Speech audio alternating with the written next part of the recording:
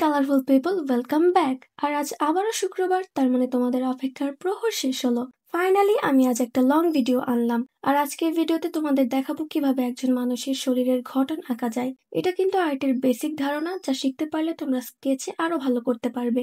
আর আজকে আমি কিছু শেপস ইউজ করে বডি স্ট্রাকচারটা ড্র করব। সো এটা জাস্ট বডি ড্র এর একটা বেসিক ধারণা। আর তোমরা যদি এই শেপগুলো ভালোভাবে বুঝতে পারো, তাহলে তোমরা যে কোনো অ্যাঙ্গেল থেকে বডি ড্র করতে পারবে। আর তাই মূলত আমি তোমাদের শুধু গঠন আঁকার নিয়মটা দেখাচ্ছি। আর একটা কথা বলে রাখি, বডি বা ফেস ড্র এর ক্ষেত্রে সার্কেলের গুরুত্ব কিন্তু সবচেয়ে বেশি, তাই এটা ভালোভাবে বুঝে নিতেই হবে। আর এই একটা জিনিস যদি তোমরা মাথায় রাখো, তাহলে তোমরা যে কোনো অ্যাঙ্গেল থেকে বডি ড্র করতে পারবে। তাই আমার দেওয়া স্কেচের নিয়মগুলো ভালোভাবে ফলো করো। আর বাদ বাকি কিছু জানার থাকলে কমেন্টে জানিয়ে যেও। আর কিছু বলার নেই, তোমরা মিউজিকের সঙ্গে ভিডিওটা এনজয় করো।